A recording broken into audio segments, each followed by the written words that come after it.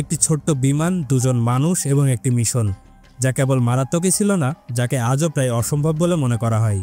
লাস ভেগাসের একজন হোটেল মালিকের অদ্ভুত একটি স্বপ্ন ছিল, আর সেটা ছিল একটি বিমানকে আকাশে উড়িয়ে রাখা, যেটা ঘন্টার পর ঘন্টা নয়, দিনের পর দিন নয়, বরং মাসের পর মাস। কিন্তু এই স্বপ্নের কি আদৌ বাস্তবে রূপ দেওয়া সম্ভব? ভাবতে পারেন, এতদিন প্লেনটি আকাশে উঠতে অনেক ফুয়েল প্রয়োজন হবে, আর সেটা মাটিতে না নেমে কিভাবে নেবে? এখানে জ্বালানি একমাত্র সমস্যা ছিল না, এর থেকে অনেক বড় বড় সমস্যার সম্মুখীন হতে হবে এই মিশনটি কমপ্লিট করতে হলে। কিন্তু প্রশ্ন হলো, এই সব সমস্যার মোকাবেলা করে পাইলট কি সত্যি এই অসম্ভব রেকর্ড গড়তে পেরেছেন, নাকি তাদের বিমানটি চিরতরে নীল আকাশে হারিয়ে গেছে? স্বাগতম এক্সপ্লেনেশনের আরেকটি রহস্যময় এপিসোডে। আজকে আমরা জানবো মৃত্যুকে হার মানানোর মতো একটি রেকর্ড সম্পর্কে, যেটার কথা ভাবলে আপনারও মনে হবে এমন পাগলামি কেউ করে।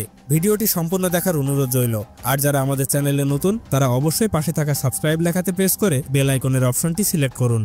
1956 সালে ওয়ারেন বেইলি নামে একজন ব্যক্তি লাস ভেগাসে একটি হোটেল খুলেছিলেন, যা শহরের অন্যান্য বড় ক্যাসিনো এবং হোটেল থেকে খুবই আলাদা ছিল, কারণ এখানে খুবই সাধারণ মানুষেরাই আসতেন। হ্যাসিয়েন্ডা নামের এই হোটেলটি খুব একটা বিলাসবহুল ছিল না, আর যার কারণে সাধারণ মানুষ সেখানে থাকতে পছন্দ করতেন। কিন্তু লাভ কম হওয়ায় ওয়ারেন বেইলি তার হোটেলের প্রচারণার জন্য সর্বদা নতুন নতুন আইডিয়া খুঁজতেন। আর তারপর হঠাৎ একদিন তার সেনাবাহিনী পাইলট বন্ধু বব টিম তাকে একটি পরামর্শ দিয়েছিলেন, যদি তারা কোনো বিশ্ব রেকর্ড ভাঙতে পারে তাহলে হ্যাসিয়েন্ডা ব্যাপক প্রচার পেতে পারে। তখন তারা ঠিক করলো যে তারা দীর্ঘ 1 মাস আকাশে প্লেন উড়াবে, আর সেটা কোথাও ল্যান্ড না করে। ওয়ারেন এই আইডিয়াটি পছন্দ করলো, কিন্তু এটি কি সত্যি হোটেলের প্রচারের জন্য কাজে আসবে? আরো গুরুত্বপূর্ণ প্রশ্ন হলো, এটি কি আদৌ সম্ভব হবে? যখন বিমান প্রথম আবিষ্কার হয়েছিল তখন তাদের ওড়ার সময় কয়েক সেকেন্ডে পরিমাপ করা হতো। পাইলট এবং ইঞ্জিনিয়ারদের মূল লক্ষ্য ছিল এটা দেখা যে একটি বিমান কতক্ষণ বাতাসে থাকতে পারে। সময়ের সাথে সাথে বিমানের উন্নতি হয়েছে এবং ওড়ার সময়ও বেড়েছে, এবং সবশেষে একমাত্র সীমা হয়ে দাঁড়িয়েছে জ্বালানি। জ্বালানি ট্যাঙ্ক যত বড় হবে ওড়ার সময়ও তত বেশি হবে, কিন্তু 1 মাস উড়ে থাকার মতো জ্বালানি কোনো বিমানই বহন করতে পারে না। 1923 সালে মার্কিন সেনাবাহিনী একটি বিমান ব্যবহার করে মাঝ আকাশে অন্য একটি বিমানে জ্বালানি ভরে এই সমস্যার সমাধানও করে ফেলেন। এরপরে একটি DH-4B বিমান সবচেয়ে বেশি সময় ধরে আকাশে উড়ে রেকর্ড করে। এটি আকাশে 9 বার জ্বালানি ভরেছিল এবং 27 ঘন্টা একটানা উড়েছিল। এরপর শুরু হয় উড়ানোর রেকর্ড ভাঙার ধারাবাহিকতা। শুধু 1929 সালে এই রেকর্ড ভাঙা হয়েছিল 5 বার। কিন্তু বব টিম যখন ওয়ারেনকে এই তথ্যগুলো দিয়েছিল তখন তার সব উন্মাদনা ঠান্ডা হয়ে গিয়েছিল। এখন চিন্তা একটি বিমান কতটা শক্তিশালী তা নিয়ে নয়, বরং একজন মানুষের শারীরিক সীমা পরীক্ষা করার বিষয় ছিল। বব টিম 1949 সালের এমন একটি রেকর্ড ভাঙার কথা বলছিল, যেটা 2 নৌবাহিনীর পাইলট একটি বিমানকে 46 দিন ধরে আকাশে উড়িয়ে রেখেছিলেন, আর সেই রেকর্ডটি মিডিয়াতে অনেক মনোযোগ অর্জন করেছিল। ওয়ারেন বেইলি তার হোটেল হ্যাসিয়েন্ডাকে প্রচার করার একটি সুবর্ণ সুযোগ দেখছিলেন, আর সে নিজেই বব টিমকে এই মিশন কমপ্লিট করার জন্য বললেন, কারণ বব দ্বিতীয় বিশ্বযুদ্ধের একজন সম্মানিত পাইলট ছিলেন। বব টিম এই মিশন শুরু করার জন্য প্রথমে ম্যাককারন ফিল্ড বিমানবন্দরে গিয়েছিলেন, একটি সেসনা 172 বিমান কিনেছিলেন এবং একজন দক্ষ মেকানিক হায়ার করেছিলেন। বিমানটি মডিফাই করার সময় কো পাইলটের সিট সরিয়ে ফেলা হয়েছিল, কারণ টিমকে যদি 1 মাসেরও বেশি সময় ধরে আকাশে থাকতে হয় তাহলে তাকে সিট ভাগ করে বিমান উড়াতে হবে, আর যার জন্য একজন সঙ্গীর প্রয়োজন হবে। একজন পাইলট যখন বিমান চালাবেন তখন অন্যজন কো পাইলটের আসনে রাখা একটি ফোম প্যাডে ঘুমাবেন। পেছনের সিটটিও সরিয়ে ফেলা হয় স্টোরেজ স্পেস তৈরি করার জন্য, যাতে তারা জরুরি প্রয়োজনীয় জিনিসপত্র রাখতে পারেন। আর 4 ফুট লম্বা কেবিনে মাঝে মাঝে স্পঞ্জ বাতের জন্য একটি ছোট্ট সিঙ্কও যোগ করা হয়েছিল। এরপর তারা একটি এক্সট্রা 95 গ্যালন বেলি ট্যাঙ্ক স্থাপন করেছিলেন, যাতে করে তারা এক্সট্রা জ্বালানি বহন করতে পারেন, এবং উড়ার সময় জ্বালানি ভরার পাইপটি উপরে তোলার জন্য একটি বৈদ্যুতিক উইন্স যুক্ত করা হয়েছিল। বর্তমান সময়ে উড়ন্ত বিমানে কাউকে ঝুলন্ত অবস্থায় কেবল সিনেমাতেই দেখা যায়, কিন্তু সেই সময়ে এটি একটি সাধারণ ব্যাপার ছিল। প্রকৃতপক্ষে 1950-এর দশক পর্যন্ত স্ট্যান্ডম্যানরা প্রায়শই এক বিমান থেকে অন্য বিমানে মাঝ আকাশে ঝাঁপ দিত। মাঝ আকাশে জ্বালানি ভরার প্রক্রিয়া নিরাপদ করার জন্য তারা কো পাইলটের দরজার বাইরে একটি ছোট্ট ফোল্ডিং প্ল্যাটফর্ম তৈরি করেছিল, যেখানে দাঁড়িয়ে পাইপ বেলি ট্যাঙ্কের পোর্টের সাথে কানেক্ট করা যায়, আর এটাই প্লেনের মধ্যে একমাত্র জায়গা যেখানে সোজা হয়ে দাঁড়ানো যেত। অন্যথায় আপনি কেবল সেসনার ভেতরে বসতে এবং শুয়ে থাকতে পারবেন। প্লেনের ইঞ্জিনটিও আপগ্রেড করা হয়েছিল, এবং পুরো মিশনের মূল উদ্দেশ্য বিমানের বডিতে হ্যাসিয়েন্ডা লিখে হোটেলের প্রচার করা। এরপর পরীক্ষামূলক ফ্লাইট শুরু হলো। 1998 সালের গ্রীষ্মে তারা পরীক্ষামূলক ফ্লাইট শুরু করেছিল, কিন্তু একের পর এক সমস্যা আসতে শুরু করেছিল। টিম প্রথমে যে কো পাইলটকে তার সাথে নিয়েছিল তার সাথে ঝামেলা শুরু হয়। পরীক্ষামূলক ফ্লাইটের সময় তারা প্রায়শই ছোটখাটো বিষয় নিয়ে তর্ক করত। প্রথম ফ্লাইটটি ব্যর্থ হয়েছিল, তারপরে দ্বিতীয়টিও ব্যর্থ হলো, তৃতীয়টিতে তারা এতটাই ঝগড়া করেছিল যে টিম তাকে বরখাস্ত করেছিল।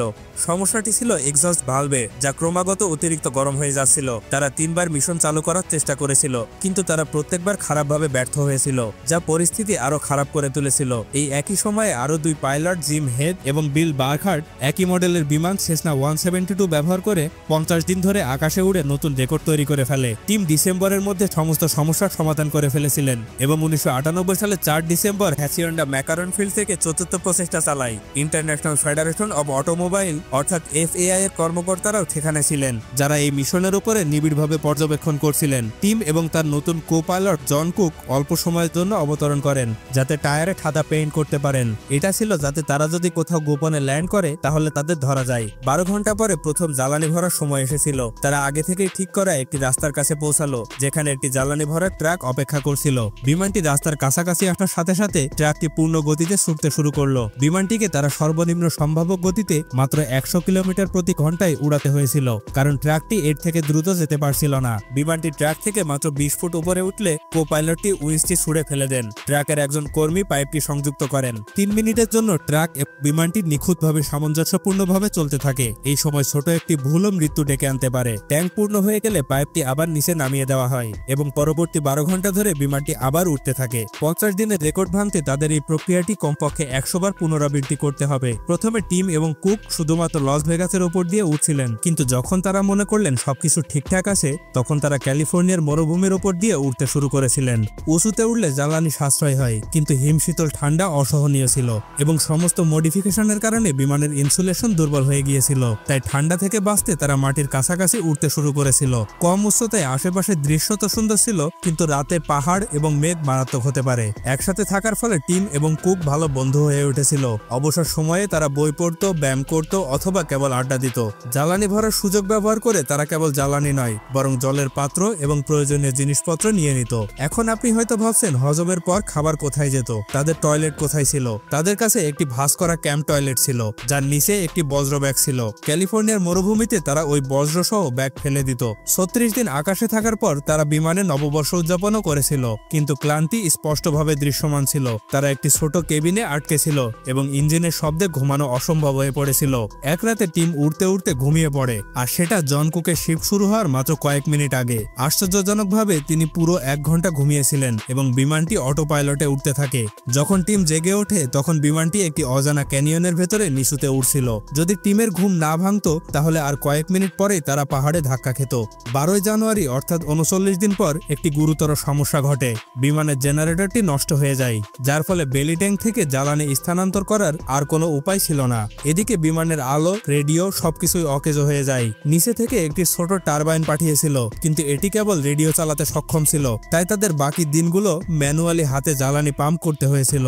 আলো ছাড়া রাতে জ্বালানি ভরার কাজ অনেক কঠিন হয়ে পড়েছিল, বিশেষ করে যখন আমাবস্যার সময় আসে। কিন্তু সময়ের সাথে সাথে সমস্যা আরো বাড়তে থাকে। ফুয়েল গেজ ও ট্যাকোমিটার নষ্ট হয়ে যায় এবং ইঞ্জিনে কার্বন জমা হতে থাকে। 23 জানুয়ারি যখন রেকর্ড ভাঙার দিনটি এগিয়ে আসে, মিডিয়া অবশেষে তখন তা লক্ষ্য করে। খবরের কাগজে একটি সময়সূচি প্রকাশ করে ঘোষণা করা হয় যে কখন হ্যাসিয়েন্ডা বড় শহরগুলোর উপর দিয়ে উড়বে, যাতে লোকেরা এটি দেখতে পারে এবং সাংবাদিকেরা এটি কভার করতে পারে। এই ঐতিহাসিক ফ্লাইটটি ক্যামেরাবন্দি করার জন্য ফটোগ্রাফারদের একটি পূর্ণ বিমানও পাঠানো হয়েছিল।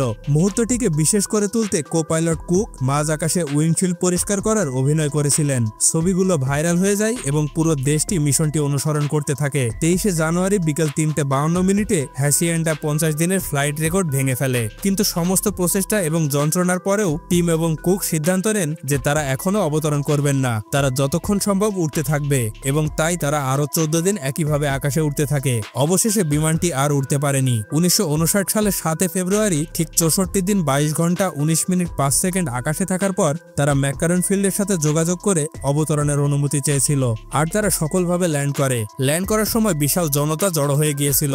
সেই সাথে সাংবাদিক, টিমের পরিবার এবং পুরো হ্যাসিয়েন্ডা কর্মীরা বিমানবন্দরে অপেক্ষা করছিলেন। টিম এবং কুক এতটাই দুর্বল ছিলেন যে তারা নিজেরা বিমান থেকে নামতেও পারছিলেন না। কর্মকর্তারা নিশ্চিত করেন যে সাদা টায়ারের রং এখনো অক্ষত আছে, যা প্রমাণ করে যে তারা ফ্লাইটটি চলাকালীন কখনো অবতরণ করেননি। 2015 সালে ফেডারেশন অ্যারোনটিক ইন্টারন্যাশনাল নিরাপত্তার কারণে পাইলটেড এন্ডুরেন্স রেকর্ড নিষিদ্ধ করেছিল, যার অর্থ টিম এবং কুকের রেকর্ড এখন চিরকাল অটুট থাকবে। সেসনা 172 আজও ম্যাকারন বিমানবন্দরের টার্মিনালে ঝুলছে, যেটি পাশ দিয়ে যাতায়াতকারী সকলকে নীরবে তার গল্প বলছে। আজকে এ পর্যন্তই। দেখা হবে আরেকটি লজিক্যাল এপিসোড নিয়ে। ততক্ষণ পর্যন্ত ভালো থাকবেন, সুস্থ থাকবেন। পরবর্তী ভিডিও কি সম্পর্কে দেখতে চান সেটা অবশ্যই আমাদের কমেন্ট করে জানাবেন। আর ভিডিওটি ভালো লাগলে লাইক এবং সাবস্ক্রাইব করতে ভুলবেন না। ধন্যবাদ।